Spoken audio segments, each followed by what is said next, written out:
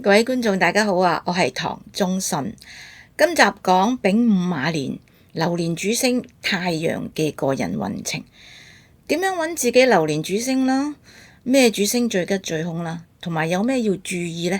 可以睇翻紫微個人流年運程嗰一集嘅。財運正財稍差，而且咧破財多見，要睇住個荷包，忌賒借來者不拒。偏財運又係稍差，要明白有腦從來唔等於可以贏錢嘅，阻礙可以層出不窮，長線會比短線好少少。事業受僱者咧有糧出嘅，咁你只要量入為出啦，尚算咧過得去啊。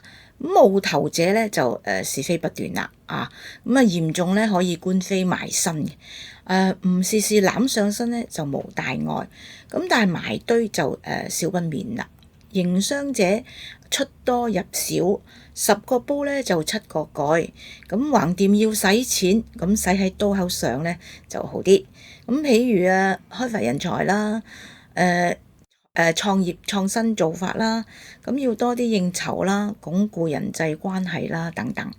姻緣已婚者平淡婚姻呢突起波濤，男士克妻老婆或者病啦，或者係鬧離婚。咁女士咧自身患病累及丈夫，或者係渴望改變現狀，但係要求伴侶配合不果，煩惱咧就係自尋。戀愛多年嘅男性啦，可能要跟女友分道揚鑣啦。單身者咧不宜開展新感情，簡單講冇比有好嘅。咁好想一定要咁點咧？咁就要預咗分手收場咯。咁而且受騙多見，要小心人財兩失。健康不論男女都先凶後吉，咁要注意血液嘅疾病，咁有動手術嘅趨向，舊病咧更恐怕會復發。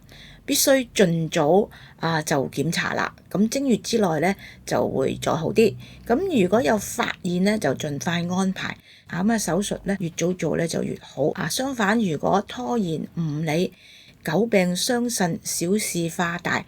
雖然咧係有貴人星照料嘅，咁最後咧都會吉人天相，但辛苦太多切記咧就莫諱疾忌醫。赤馬同中若休確，山南險象緊追蹤。馬年重點係埋堆。車公簽咧預示精工造假，真誠無價。咁大家可以結合參考。流年主星太陽就講到呢度啦。有嘢想講可以喺下面留言俾我嘅。祝大家馬年吉祥，萬事如意。多謝大家。